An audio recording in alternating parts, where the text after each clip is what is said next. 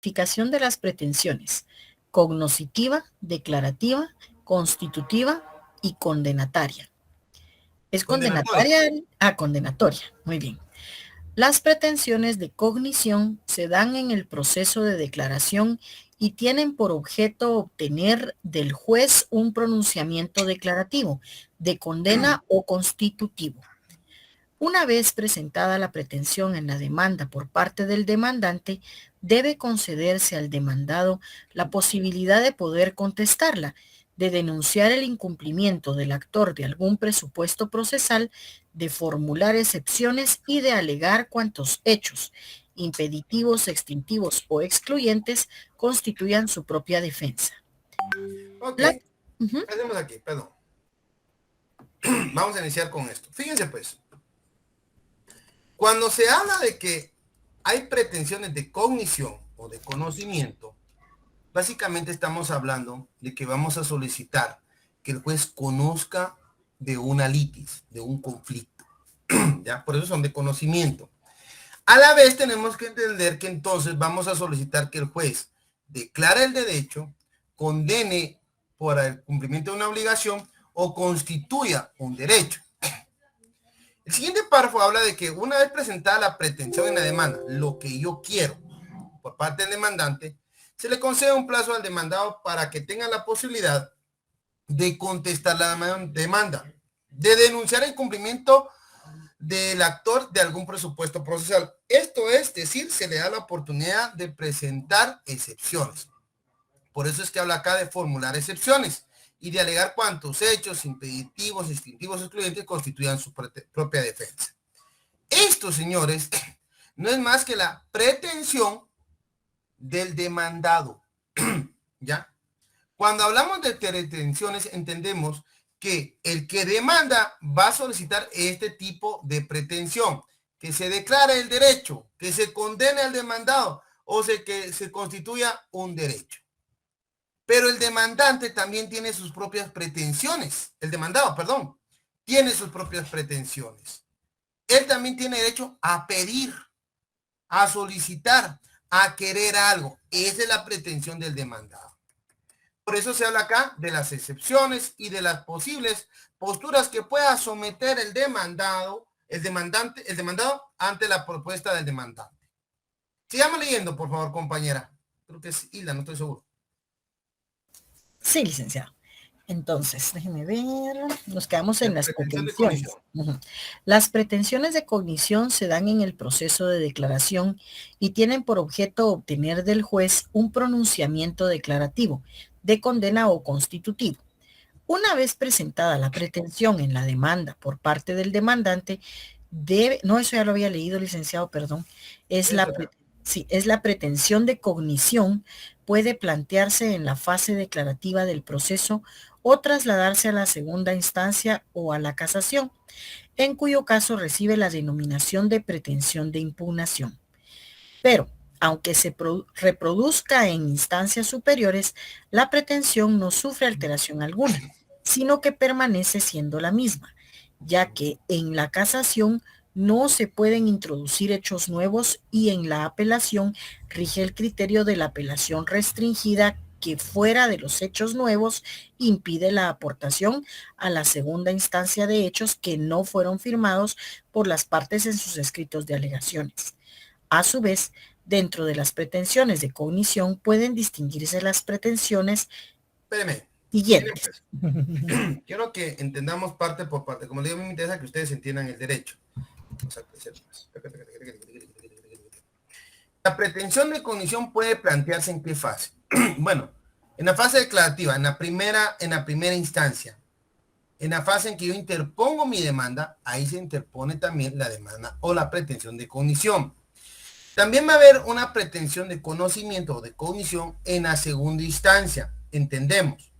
Primera instancia puede ser que el juez de paz haya conocido de un asunto de su competencia, o sea, que le atañe o que la ley le permite conocer, y debe remitir una sentencia. Esta sentencia, conforme a la ley, es revisada por una segunda instancia. Si es el juez de paz, esa segunda instancia va a corresponderle al juez de primera instancia. Pero resulta que hay asuntos que son competencia en primera instancia del juez de primera instancia, valga la redundancia. Y entonces, quien tiene el conocimiento en la segunda instancia es una sala de apelaciones, ¿ok? Pero veamos que sea uno, sea el otro, hablamos de una pretensión de impugnación. Lo que queremos nosotros al presentar una impugnación, una apelación. Vean qué interesante, aclara. Pero aunque se reproduzca en instancias superiores, la pretensión no sufre alteración alguna. Yo demando a Diego porque él me debe un dinero. Yo lo que quiero desde el principio es que él me pague. Vamos a ir a la segunda instancia, pero mi pretensión sigue siendo la misma. Lo que yo quiero en fondo es que él me pague. La pretensión no sufre alteración alguna, sino que permanece siendo la misma, ya que en la casación no se puede introducir hechos nuevos y en apelación rige el criterio de apelación restringida. Entendamos esto, para que no se hagan bolas tanto con esto, significa que en la apelación ni en otro recurso como la casación se va a poder variar los hechos, de qué se trata el asunto, cuál es el hecho que origina la litis, el problema, ¿ok? Pretensiones de mera declaración. Sigamos leyendo, por favor, Hilda o quien quiera hacer favor. No sé si alguien más quisiera, Alec. Apoyo yo, Silvia. Bueno, gracias, compañera. Esa Silvia. Pretensión de mera declaración. Tiene por objeto obtener del juez un pronunciamiento en el que se declare la existencia o inexistencia de un determinado derecho subjetivo o relación jurídica. Podrán ser positivas cuando afirmen su existencia o negativas cuando la nieguen o rechazan. En este tipo de pretensiones, la relación jurídica ha de ser preexistente, ya que a través de una pretensión declarativa no puede solicitarse del juez el reconocimiento de futuras relaciones jurídicas, aun cuando sean admisibles las demandas de relaciones jurídicas sometidas a condición o plazo. Espérenme. ¿Lo entendieron o se los explico? Explíquenos, Lick. Va, fíjense pues. Estamos hablando, ojo con esto. Vamos a hablar de las pretensiones de mera declaración. Tienen por objeto obtener del juez un pronunciamiento en que declare la existencia o inexistencia de un derecho subjetivo, es decir, de una persona o relación jurídica. Entendemos, quiero que se declare que yo soy hijo de mi papá. Él no me reconoció. Ahí estamos pidiendo una declaración que debe de establecerse. Por eso dice, tiene por objeto obtener del juez un pronunciamiento en que se declare la existencia o inexistencia de un determinado derecho subjetivo o relación jurídica. La relación entre padre e hijo debe existir. Pero ¿qué tal les parece esta? Yo me entero que mi mujer salió embarazada y yo tenía más de 3 años de no estar con ella. Yo voy a impugnar esa paternidad. Entonces solicito que se declare la inexistencia de esa relación jurídica. Ojo con esto. Dense en cuenta que dice, podrá ser positiva cuando afirme su existencia. Es decir, señor juez, yo quiero que se declare que yo soy hijo de mi padre. Perfecto, eso es positivo. Se quiere que se afirme la existencia. O negativo cuando la niegan o rechazan. Yo impugno la paternidad porque él no es mi hijo. ¿Ya vamos ahí? En este tipo de pretensiones, la relación jurídica debe ser preexistente, ya que a través de una pretensión declarativa no puede solicitarse del juez el reconocimiento de futuras relaciones jurídicas. Vamos a poner ejemplo. Yo no he sido reconocido por mi padre, pero él es mi padre, hay un vínculo de sangre, ¿ya? Entonces, esa relación preexistente es la que quiero que se declare. Si existe esa relación. Yo no me puedo inventar a futuro. Mire, yo creo que a futuro se declara que yo voy a ser hijo, padre de 2 niñas y un niño. No, no se puede. ¿Ya? Existe esa relación. Una forma o un ejemplo más claro de esto es, por ejemplo, tenemos la situación de los alimentos, los famosos alimentos. Primero, sí, mi papá me reconoció, pero ojo con lo que les voy a decir. Tiene que haber una declaración, ya sea voluntaria, cuando se hace un acta notarial, o una escritura ante el abogado, juez o notario, donde el propio padre dice que le va a pasar una pensión alimenticia al niño y todo, y qué bueno cuando son así. Pero en otros casos el señor no quiere pasar alimentos. No le interesa saber nada del niño. Entonces lo que se le ocurre es, simple y sencillamente, olvidarse del güiro. Lo que hace el niño, entonces la mamá del niño por lo regular es demandar por alimentos. Pero ojo con en este tipo de procesos. Lo que buscamos en el proceso de alimentos es, primero, que se declare que el señor está obligado a pasar alimentos. No le vamos a cobrar de una vez, no. ¿Y cuánto es lo que va a pasar el señor? El señor es padre del niño Juan Diego. Perfecto. Ahí está la certificada de nacimiento. Perfecto. Hay una relación existente, preexistente. Sí, sí la hay. Él es padre del niño. Ahora quiero que declare que él está obligado a pasar alimentos a Juan Diego. Y la cantidad de 2,000 quetzales, 1,000 quetzales. Ahí está la pretensión de declaración. ¿Ok? Esa es una pretensión de declaración. Por eso dice, en este tipo de pretensiones, la relación jurídica debe ser preexistente, ya que a través de una pretensión declarativa no puede solicitarse del juez el reconocimiento de futuras relaciones jurídicas. A futuro no voy a decir, yo voy a pasar alimento por las 2 niñas que voy a tener. No se puede.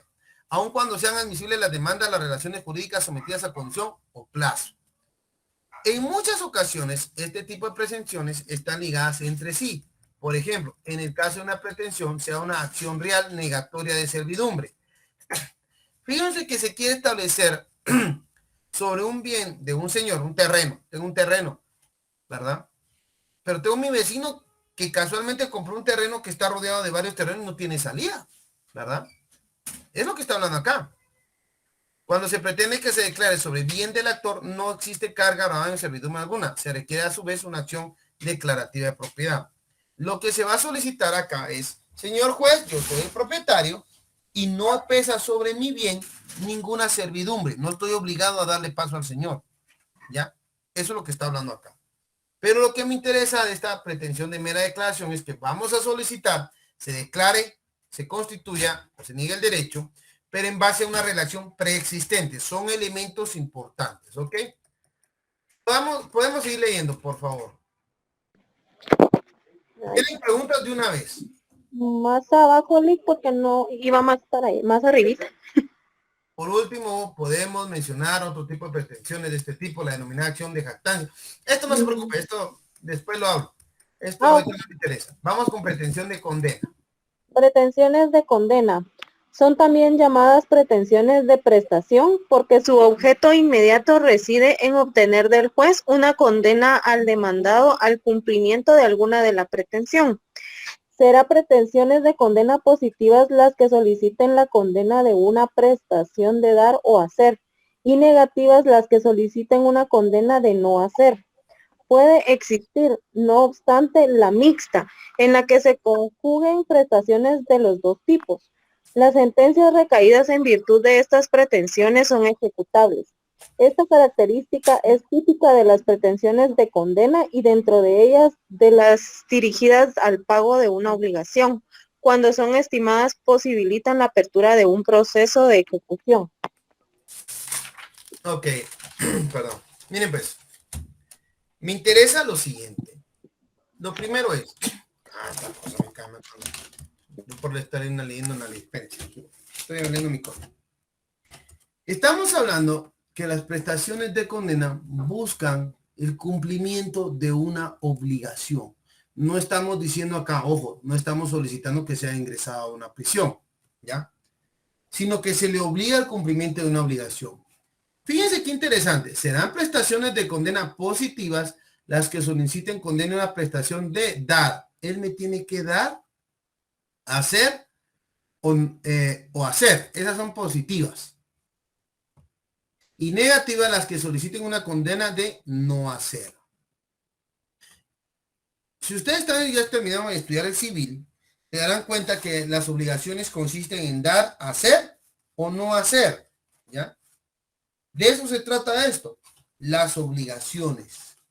De esto estamos hablando.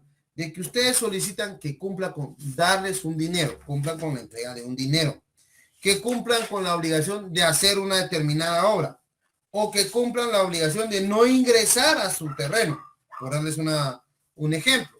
Ese tipo de condena estamos hablando, ¿ya? Entonces, ahorita les digo cuáles artículos pueden leer. Todo esto de las obligaciones, ¿no sé si ya lo estudiaron ustedes o todavía no se los han dado? Compañeros. En teoría ya, Lico. En teoría ya.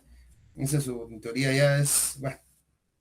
Voy a tratar de explicarlos sin tanta cosa porque cuando nosotros estamos ante un juicio declarativo, estamos solicitando que, por ejemplo, al padre se le condene a dar una cantidad por alimentos, ¿verdad? Ese es el juicio declarativo. Lo que pasa acá es que también solicitamos que se declare cuánto tiene que dar. Por eso se le condena, y no es que se le condene, sino se le obliga a dar esa prestación. Otro ejemplo puede ser el de un crédito. Quien no ha tenido una tarjeta, pues no entenderá esto, pero por lo general todos las hemos tenido. Y no me dejan mentir que les dan a ustedes la tarjeta de crédito, pero al tiempo ustedes tienen que pagar eso e intereses. No hay más. Y ustedes firmaron un contrato donde se obligan a dar, a prestar la obligación de cumplir con el pago de la tarjeta, incluyendo los intereses. Es una prestación de dar. Los demandan, por ejemplo, no querían, pero los demandan y los obligan y el juez dice, no, sí, usted está obligado a cumplir con la obligación de dar. Ustedes se comprometen a hacer una obra o un contrato, por ejemplo. Ustedes, esa obligación es de hacer y es una obligación positiva, ¿ya? Ustedes dicen, bueno, yo tengo que hacer. No cumplen, los demandan para que primero les digan, usted tiene que hacer, ¿ya? Y si ustedes no quieren hacer, por ejemplo, una obra nueva peligrosa, están construyendo un edificio y dicen, no, eso no lo pueden hacer ahí. Ustedes demandan para que le digan al señor que no lo puede hacer, ¿ya? Puede existir, no obstante, la mixta en la que se conjuguen prestaciones de los dos tipos. Las sentencias recaídas en virtud de estas prestaciones son ejecutables. ¿Cómo así ejecutable? Si a mí me están diciendo que yo debo una cantidad de dinero y que la tengo que pagar, eso se convierte en título ejecutivo. Título ejecutivo es aquel que llena ciertos requisitos, específicamente de tener que establecerse una cantidad líquida y exigible, una cantidad líquida de dinero y exigible porque ya cumplió con el tiempo en que tenía que pagarlo. Entonces dicen, bueno, usted tiene que pagarlo. Aquí se le sentenció, ahora lo paga. Esos son ejecutivos. Pero acá de condena es diferente. Por eso hablamos un poco acá de esto. Porque los juicios ejecutivos son diferentes. Los juicios ejecutivos, ustedes los van a encontrar en el Código Procesal Civil a partir del artículo 199.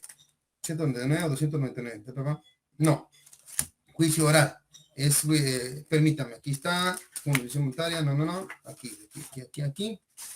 Es el 294, vía de apremio, ¿ya? Estos juicios se llaman ejecutivos, pero previamente hubo un proceso en el que se condenó a la persona al pago de dicha obligación, ¿ya? De eso estamos hablando. ¿Dudas hasta acá o les quedó claro?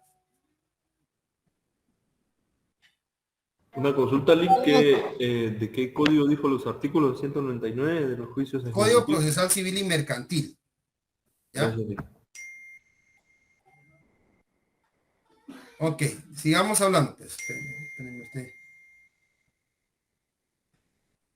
Ay, Dios, esta cosa se me cerró a ustedes, perdón, es que... Licenciado, ¿no está presentando? No estoy presentando. Bien, ¿sí se mira? Bien, Y se mira, Nick, sí está presentando. Ahí estamos. No asusten. Órale, pues. Entonces, sigamos hablando de esto, señores. Permítanme. Dice, la sentencia recae en virtud de estas prestaciones son ejecutables. Esta característica es típica de las pretensiones de condena y dentro de ellas de las dirigidas al pago de una obligación cuando son estimadas posibilitan la apertura de un proceso de ejecución.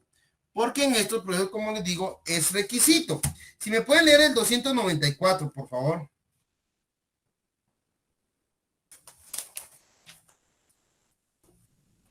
Artículo, si me permite, Lick. Dale, mi hermano, gracias. Gracias. Artículo 294. Procedencia de la ejecución en vía de apremio. Procede la ejecución en vía de apremio cuando se pida en virtud de los siguientes títulos, siempre que traigan aparejada la obligación de pagar cantidad de dinero líquida y exigible. Número 1. Sentencia pasada en autoridad de cosa juzgada. Número 2. Laudo arbitral no pendiente de recurso de casación. Número 3.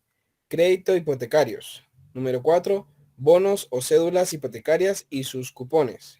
Número 5. Créditos prendarios. Número 6.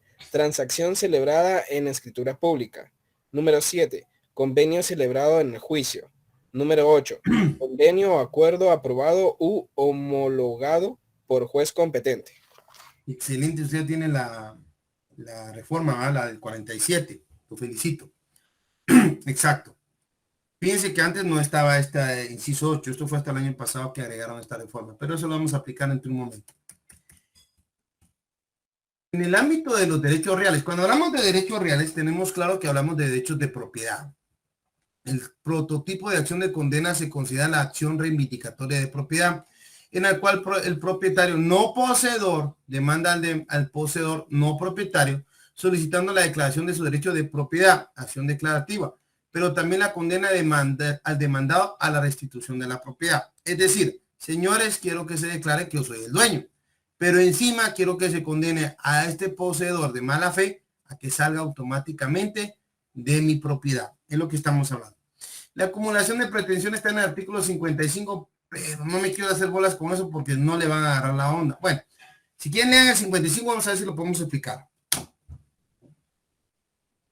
Código Procesal Civil y Mercantil, porfa. Artículo 55. Pluralidad de pretensiones contra la misma parte.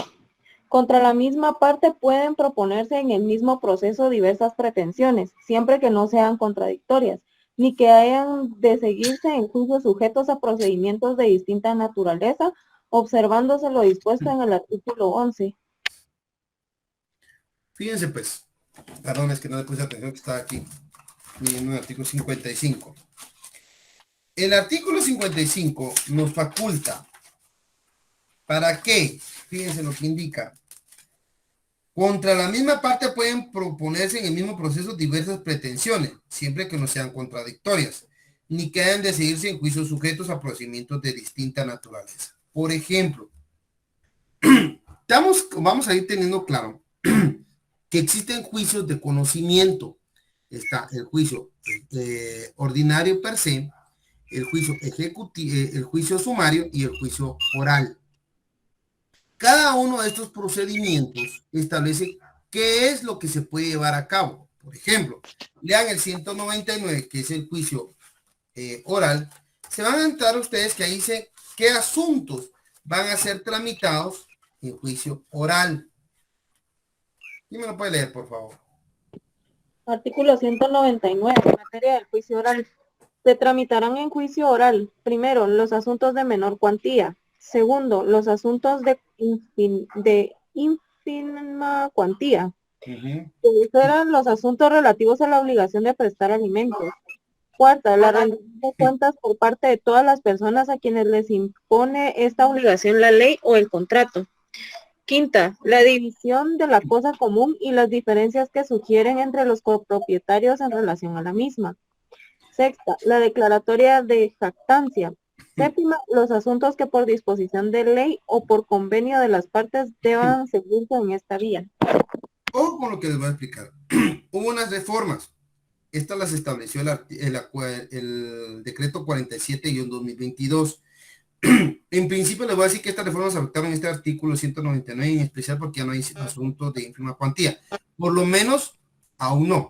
¿Por qué? Porque aunque sí existía una reforma al artículo 200, que es este condenado, 211 en el cuarto párrafo. Pero bueno, independientemente de eso, establecieron que todos los asuntos de familia son asuntos del juicio oral. Si ustedes van a llevar a cabo en un juicio oral una declaración por alimentos, pero también se puede llevar a cabo, por ejemplo, o van a tener como pretensión por ejemplo, primero hagamos esto, el reconocimiento de paternidad y de una vez van por el alimento. ¿Se puede llevar? Sí. ¿Por qué? Porque son asuntos que se tramitan en el mismo procedimiento, en juicio oral. Pero ustedes no me pueden decir, mire, yo tengo contra esta persona un oral de jactancia, pero también quiero aprovechar de una vez para la rescisión contractual. No, eso no se puede. Porque uno se lleva en juicio oral y otro en juicio sumario.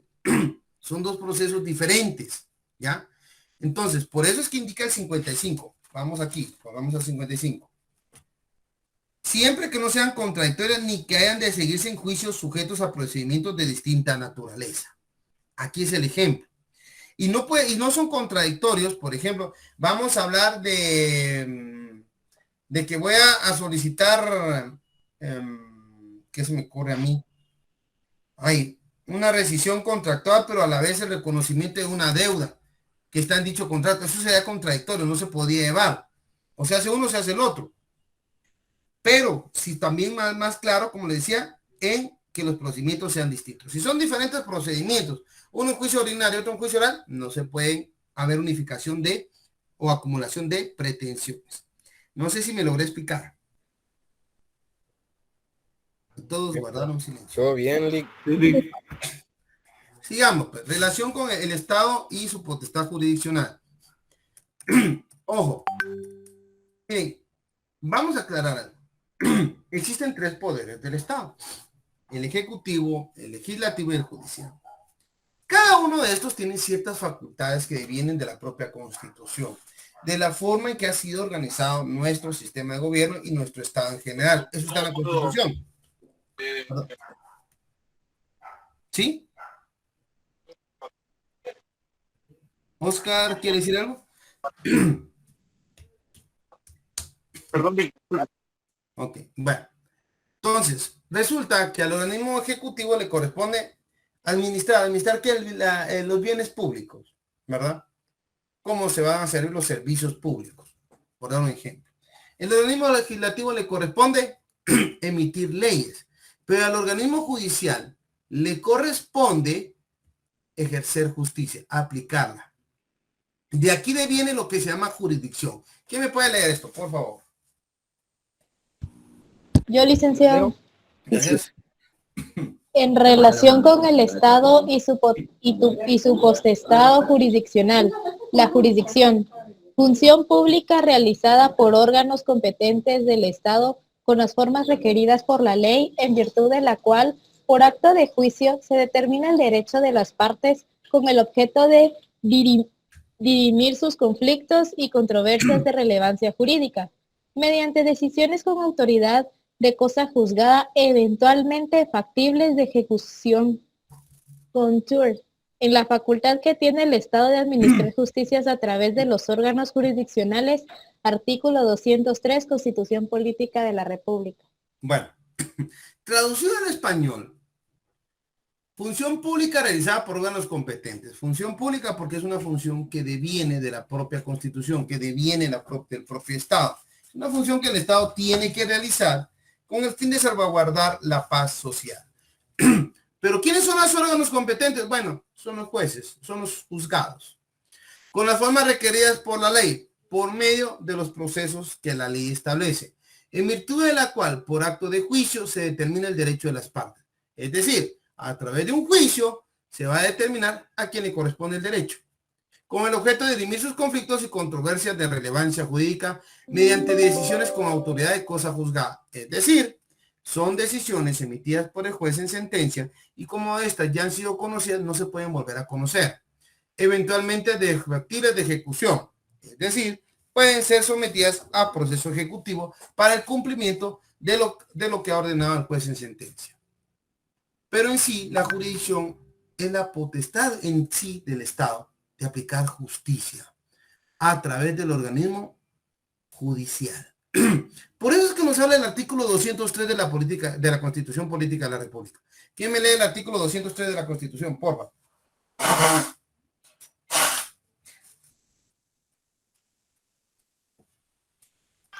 Artículo 203. Independencia del organismo judicial y potestad del juzgar. La Gracias, justicia, sí. la Sí, justicia se imparte de conformidad con la Constitución y las leyes de la República. Corresponde a los tribunales de justicia la potestad de juzgar y promover la ejecución de lo juzgado. Los otros organismos del Estado deberán prestar a los tribunales el auxilio que requieran para el cumplimiento de sus resoluciones. Los magistrados y jueces son independientes en el ejercicio de sus funciones y únicamente están sujetos a la Constitución de la República y a las leyes, a quienes atentaren contra la independencia del organismo judicial, además de imponérseles las penas fijadas por el Código Penal, se les inhabilitará para ejercer cualquier cargo público. Ok, déjame. Lo que me interesa es que se en cuenta. ¿Quiénes son los encargados de aplicar justicia? El organismo judicial y los jueces. ¿Ya? Ahí viene esa potestad, esa facultad de conocer un caso y resolverlo, emitiendo una resolución que conlleva una decisión. ¿Ya? Eso es lo que estamos hablando de la jurisdicción. Veamos ahora las características de la jurisdicción, por favor. Ay, perdón, me pasé. Solo leámoslas. Características. Servicio público. Número 2. Derecho público y subjetivo del Estado. Número 3. Deber del Estado. Número 4. Ejercicio dentro de los límites del Estado. Número 5. Ejercicio sobre personas y cosas que existen dentro del territorio del Estado. Número 6. Indelegable. Número 7. Igualitaria a la de los otros organismos del Estado. Qué interesante estas características, porque como estábamos explicando, es un servicio público. ¿Por qué? Porque es obligación del Estado darlo. Nadie más puede venir y arrojarse la obligación o esa facultad de aplicar justicia, ¿ya? Eso es única y exclusivamente del Estado. Es un derecho público y subjetivo del Estado. Bueno, si es un servicio que da al Estado, también es un derecho del Estado aplicar justicia. Y es subjetivo, porque el Estado debe de aplicarlo a través de sus órganos jurisdiccionales. Nadie más. Pero también, además de ser un servicio, un derecho, es una obligación del Estado. ¿Para qué? Para poder mantener el estado de paz social. Si ven esto del ejercicio entre los límites del Estado, tiene un buen ejemplo en el artículo 5 de la ley del organismo judicial. ¿Quién me lo puede leer, porfa?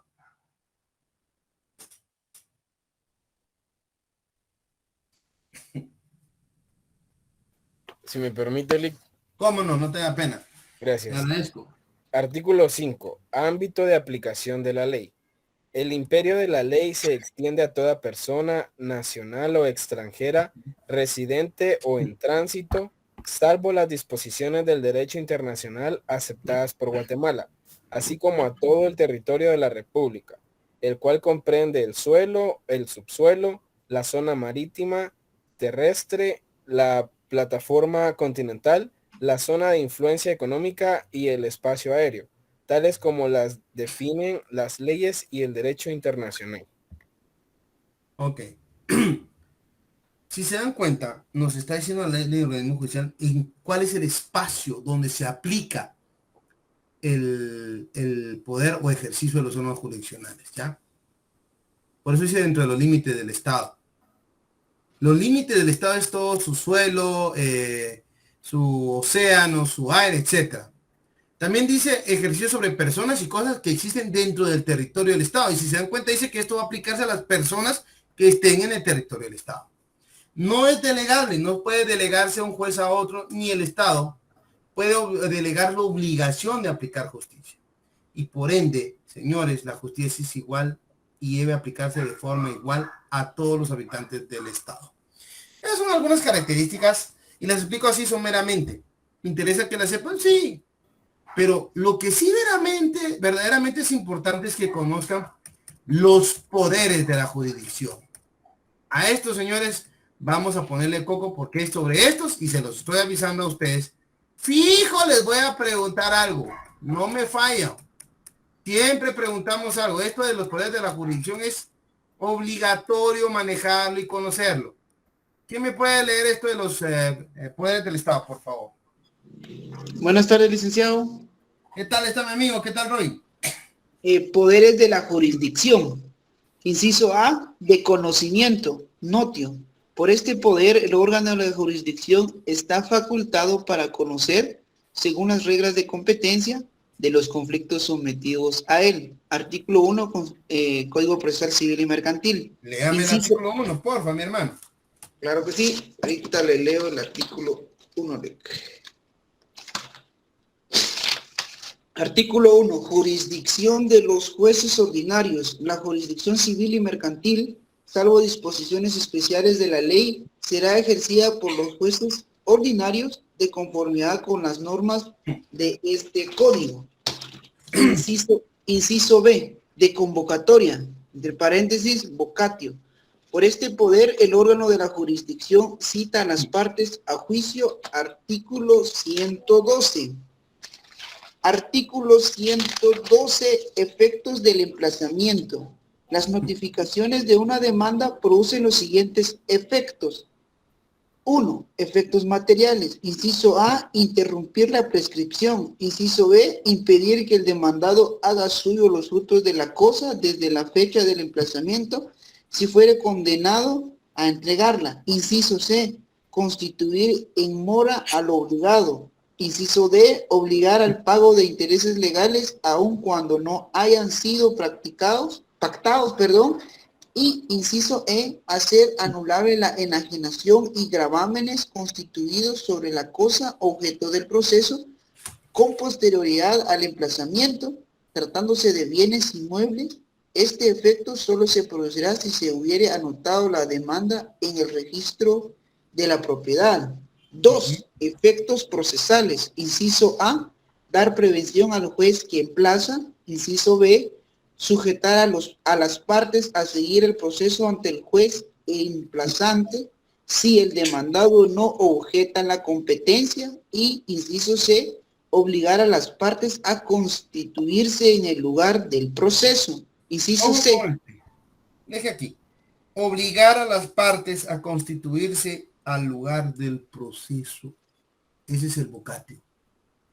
Por este poder, el órgano de la jurisdicción cita a las partes a juicio. Pero lo que estamos hablando es de que lo obliga a presentarse.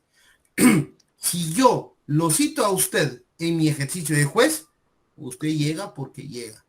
Porque si no llega, pues simple, lo obligo. ¿Ya? Le declaro rebeldía.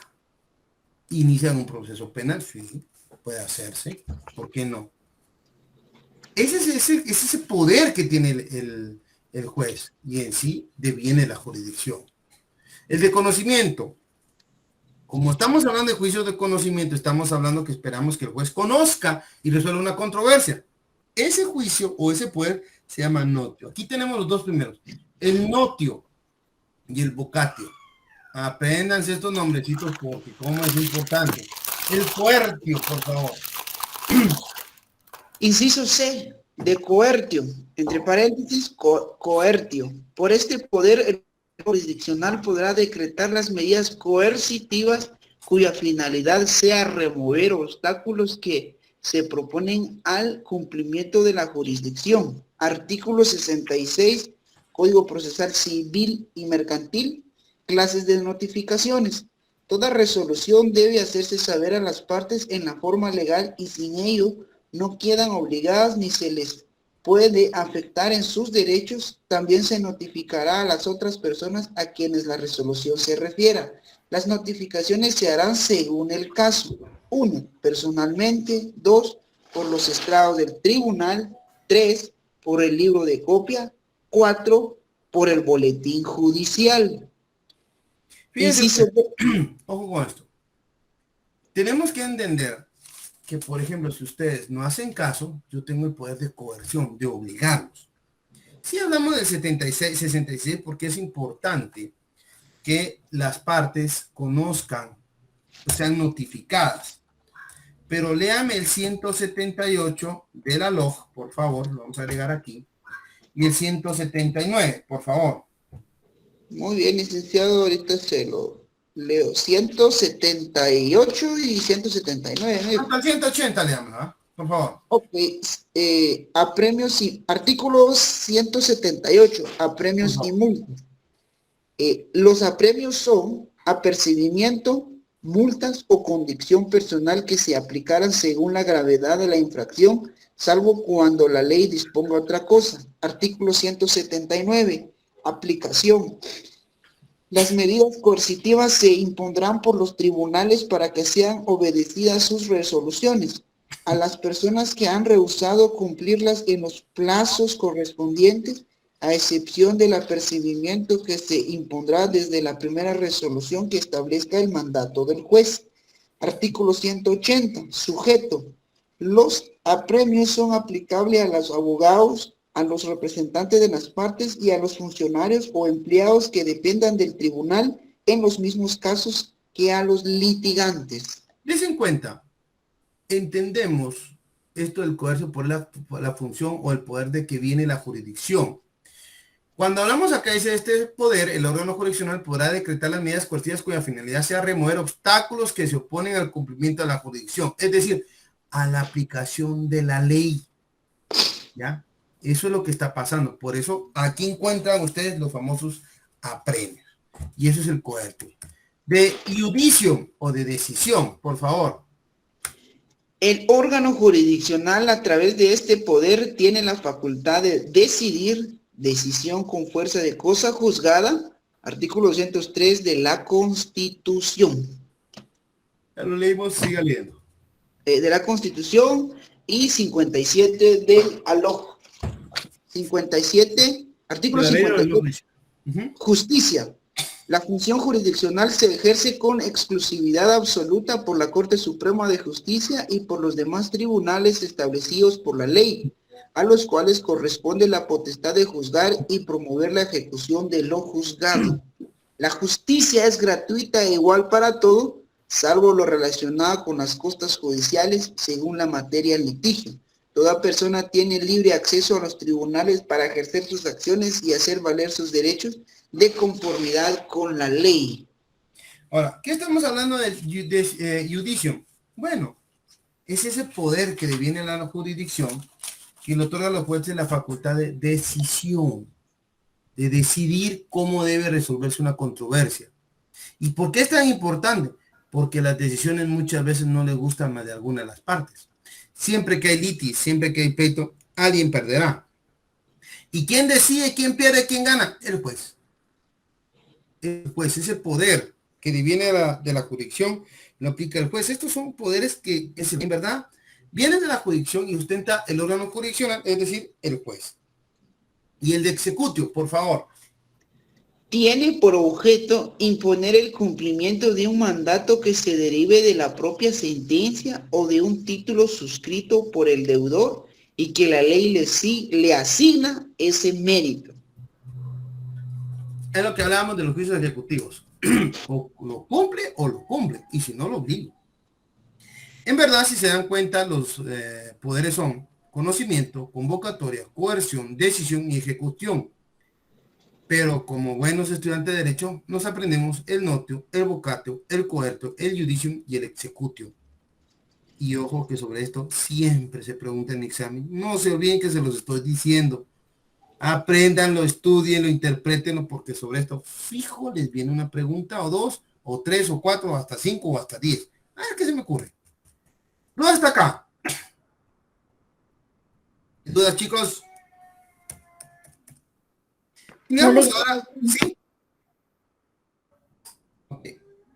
Principios informadores de publicidad, derecho de alegar, insobornabilidad. Estos son otros principios. Extensión y límites, por favor, ¿quién me lo lee? Extensión y límites. Artículo 5 de la Ley del Organismo Judicial. El imperio de la ley se extiende a toda persona, nacional o extranjera, residente o en tránsito, salvo disposiciones del derecho internacional aceptadas por Guatemala, así como a todo el territorio de la República, quiere decir que la jurisdicción se aplica en todo el territorio nacional y su límite son las fronteras. Ahí ya sabemos hasta dónde llega. Límites de la jurisdicción. Pero hay otro límite, que no es nada más y nada menos que la famosa competencia. La jurisdicción, ya dijimos, es la poder que deviene del Estado, o la facultad que tiene el Estado de aplicar justicia. Pero veamos qué es la competencia. Ojo con eso, que aquí nos empezamos a hacer bolas todos. Vamos a empezar a verla, pero no creo que me tengo que terminarla hoy. Pero entre hoy y el lunes la terminamos. Léanla, por favor. La competencia es el límite de la jurisdicción, es decir, cómo se divide esta, y para esto hay diferencia de clases de dividirla. Clases de competencia. Por razón de la materia. La jurisdicción se distribuye atendiendo a la naturaleza del pleito, así que existen jueces penales, civiles, de familia, laborales, etc. Por razón de la cuantía. Se distribuye el conocimiento de los asuntos atendiendo al valor que se determina. Leer artículos 7 al 24. Eso lo vamos a explicar en un ratito, ojalá. Entonces primero vamos a entrarle, pero han habido reformas y a veces los códigos no están actualizados. El mío propio no está actualizado, lo compré el año pasado. No contaba con esa reforma, la verdad, pero hubo una reforma que me cambió todo lo de la cuantía. ¿Ya? Pero lo vamos a ver más adelantito. Espérenme un ratito, ¿ok? Sigamos leyendo. Competencia por razón de territorio. Es la que está distribuida en los diferentes territorios de la República de Guatemala, ya que existe un juez de lo civil en el departamento de Guatemala y también puede existir jueces civiles en Escuintla. La sumisión. Las partes pueden someter expresa o tácitamente a un juez distrito de competente por razón de territorio, el conocimiento y decisión de un asunto determinado. Artículo 2 del Código Procesal Civil y Mercantil. Relajado. Eso quiere decir que sin un juez del departamento de Guatemala tenía que conocer el asunto, pero las partes decidieron que fuera del mismo. Quiere decir que suscribieron un pacto de sumisión en la cláusula escrituraria. Bueno. Está la prueba de competencia. Ojo también. Solo estamos leyendo esto porque esto me da más, da mejor experiencia. Empecemos mejor. Igual me voy a la fregada explicándoles esto. ¿Cómo se distribuye la competencia? La competencia sí sé que es el límite de la jurisdicción, es decir, cómo se divide esta, y para esto hay diferentes clases de dividirla. Lo que sucede es que si la jurisdicción deviene del Estado o la ostenta el propio Estado, esta la delegó en el organismo judicial para que aplicara justicia. Es decir, en la propia Corte Suprema de Justicia, ya lo leímos en el 203. Pero la Corte Suprema de Justicia está integrada por 13 magistrados y aunque sean muy pilas, no podrían conocer de todos los procesos que se hay en Guatemala. Y entonces dijeron, vamos a dividir la jurisdicción, vamos a darle un pedacito de jurisdicción a cada órgano jurisdiccional, a cada juez. Y le vamos a delimitar qué puede conocer. Y la primera forma de limitar ese conocimiento se llamó competencia por razón de la materia. Entonces dijeron, bueno, usted va a conocer sobre asuntos de índole penal. Todo lo que son delitos le compete a usted. Y se hicieron los juzgados de primera instancia penal, los juzgados de paz penal. También hicieron la competencia por materia civil. Y todo lo relacionado a civil se compone a civil. Pero civil antes estaba civil y familia. Y de repente dijeron, no, usted no me puede conocer civil y familia. Le vamos a quitar esto de la parte de familia porque mucho chance, pobrecito usted. Y vamos a crear juzgados de familia. Y después crearon los juzgados laborales. Y de esta cuenta, si se dan cuenta, o se ponen atención, se dan cuenta que hay juzgados de índole penal, civil, familia, laboral, tributario, contencioso administrativo, según la materia de derecho que se trate. Son los que van a conocer determinados procesos. La primera razón de competencia es por la materia. Por la cuantía, y aquí nos pegamos una frega. Dame un minuto. ¿Cuál es el acuerdo? Denme un segundo, porfa, chicos, que esto sí me lo tengo que... Aquí, por aquí anda. Por acá anda mi acuerdo. Hay un acuerdo que verán ustedes que vamos a utilizar ahorita. Aquí está. El 2-2006. Voy a ver si lo tengo, no me acuerdo. Acuerdo. A ver si lo tengo. 2-2006, ¿no? Mis chicos. No sé que lo tengo, pero como siempre me hago bolas. 37 de 2006. Déjenme un segundo. Pueden ver todo lo que quieran aquí, que no hay problema. Vamos a ver, yo lo tenía, tú. Bueno, no tenía tiempo para hacer el verbo, ya no. Vamos a ver. Permítanme. ¿Cómo lo tengo ahí? 2-2006. Vamos a ver si lo pongo aquí. Aquí está. Me lo voy a tirar de una vez a otra vez aquí a mi escritorio porque, aunque no lo crean, como sirve, todavía está vigente. Y muchos lo tienen al final de su código, si quieren lo buscan.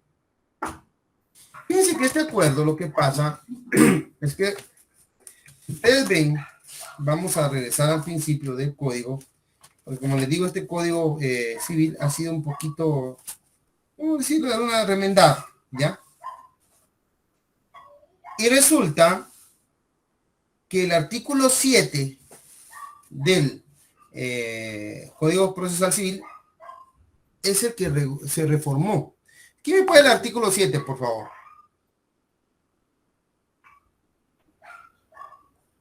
Si gusta, se lo leo, Lick. Me la calle a mi hermano. Del procesal civil y mercantil, ¿verdad? Sí. Ok. Gracias, Antonio. Artículo 7. Competencia por el valor. Por razón de la cuantía son competentes los jueces menores cuando el valor que se litiga no exceda de 2,000 quetzales. Sin embargo, son competentes los jueces de primera instancia para conocer de los negocios de menor cuantía, cuando estos son incidentales del proceso principal. La Corte Suprema de Justicia tendrá la facultad de señalar, mediante acuerdo, un límite menor a la cuantía de los asuntos que se deban seguir ante los juzgados de paz, cuando lo crea conveniente, atendidas las circunstancias especiales del municipio de que se trate y las disponibilidades de personal técnico. Bueno, ojo con esto. En este párrafo es en el que se agarraron para cambiar o reformar este artículo. Porque si se dan cuenta, la Corte Suprema de Justicia se le facultó para cambiar los límites por valor. Y aquí entonces entramos con la cuantía o valor. Y dice, se modifica el artículo 1 del acuerdo 2 de 2006 de esta Corte, el cual queda así. Este fue el último acuerdo que se modificó a través de este. Fíjense pues. Modifica, dice el acuerdo 597 de la Corte Suprema. Y empezamos por indicar que en el municipio de Guatemala, la menor cuantía, o sea, el conocimiento de los jueces de paz. ¿En Guatemala hay juzgados de paz civil? Sí, sí hay. Y conocen por asuntos del valor hasta por la cantidad de 50,000 quetzales. ¿Ya se dieron cuenta? Luego dijeron, miren, hay ciertos municipios, no departamentos, municipios, que son menos especiales, hay como que se maneja mucha plata, no sé. Y se echaron el inciso B. ¿Quién me lo puede leer? Lick. ¿Sí? En las cabeceras departamentales y en los municipios de Coatepeque, del departamento de Quetzaltenango, Santa Lucía, Cotzumalguapa, del departamento de Escuintla, Malacatán e Ixihuán, del departamento de San Marcos, Santa María Nevaj, del departamento de Quiché, Poptún, del departamento de Petén, Santa Eulalia, del departamento de Huehuetenango, Misco, Amatitlán y Villanueva, del departamento de Guatemala, hasta 25,000 quetzales. Desen cuenta qué interesante. En estos municipios, entonces, conocen hasta 25. ¿Y en el resto? ¿Le damos el C? En los municipios no comprendidos en los casos anteriores, hasta 15,000 quetzales. Bueno, entendemos entonces que si yo le presento a usted una demanda por la cantidad de 19,000 quetzales aquí en Guatemala, ¿qué juez va a conocer? ¿Paz o instancia? Paz. Muy bien. Le presento una demanda de daños y perjuicios por la cantidad de 38,000 quetzales en Malacatán. ¿Quién conoce? ¿Paz o instancia? Instancia. Instancia. Des en cuenta cómo empezamos a entender este rollo de la cuantía.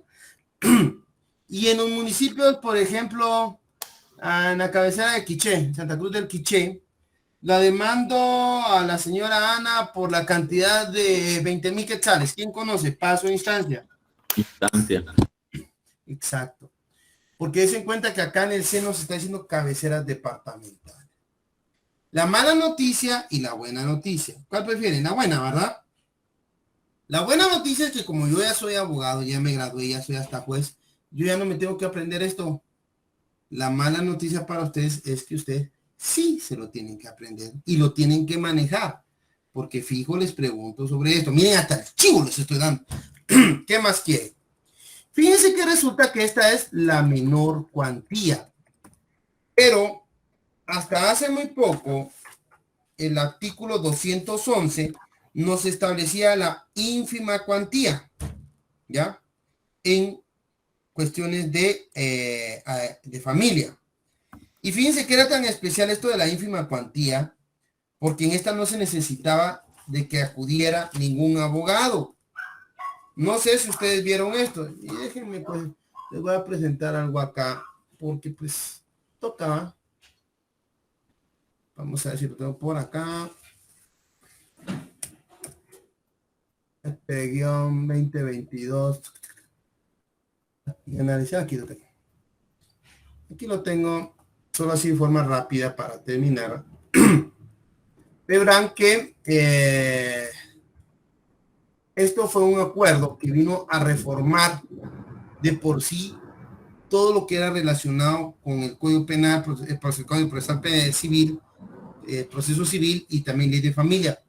En cuestiones de familia, eliminó, entonces aquí está, en el artículo o inciso cuarto del artículo 211 del Código Procesal Civil, dejando fuera de nuestro ordenamiento jurídico la ínfima cuantía y por ello afectaba a otras normas como la relacionada en el artículo 50 y 199. Léanme 150, por favor. El 50, perdón, del Código Procesal Civil y Mercantil. ¿Lo leo, Lick? Sí, por favor. Artículo 150. Consultas. No se permitirá al testigo leer ningún papel o escrito. No, 50. No sé. 50, lo siento, Lick. No te aprenderás. Artículo 50. Asistencia técnica. Las partes deberán comparecer auxiliados por abogados colegiados. No será necesario el auxilio de abogados en los asuntos de íntima cuantía y cuando en la población donde tenga su asiento el tribunal estén radicados menos de 4 abogados hábiles. Ahora, des en cuenta que resultaba que en asuntos de ínfima cuantía no es necesario que actúe el abogado. Ahora no. ¿Y dónde estaba regulada la ínfima cuantía? Bueno, estuvo regulada en algunos acuerdos. Hay dos en el área de índole. ¿Dónde estás? Ahorita les digo el acuerdo. Denme un minuto. Se me fue la derogatoria. Hay dos, ¿cómo se llama? Acuerdos. Hubo uno que regulaba, aquí está el 2006 y por aquí estaba, no lo tengo. Hay un acuerdo que regulaba la ínfima. Y esta era por la cantidad de 6,000 quetzales antes. Luego fue reformado y se reformó el 211. Y el inciso cuarto del artículo 211 establecía la ínfima cuantía en 18,000. Pero este acuerdo, este decreto, el 47-2022, pues les cuento que dejó fuera esto. Supuestamente, según el propio decreto, se van a crear juzgados que conocerán de la ínfima cuantía en asuntos de familia. Pero la realidad es que ahorita no existe. Y por lo menos no está establecido tampoco la cantidad. Entonces hoy en día entendemos que ínfima cuantía per se no hay. Vamos a tener que esperar si hay alguna reforma posteriormente, si crean alguna normativa que vuelva a establecer la ínfima, pero actualmente no hay ínfima cuantía, ¿ok? Todo hasta acá, muchachos. No, vamos bien. Bueno. No, licenciado. Les voy a contar ahora que, siendo las 7 horas, yo los voy a dejar que sigan con sus clases del día viernes. Pero veo que están interesados y eso me alegra. Vamos a empezar el día viernes a las 6:05, 6 de la tarde, para esperar que todos se agreguen. Por favor, recuerden que estamos viendo la competencia y estudienlo y traten de tener dudas, porque así las analizamos. Señores, ha sido un gusto tenerlos de nuevo por acá y nos estamos conectando el día lunes.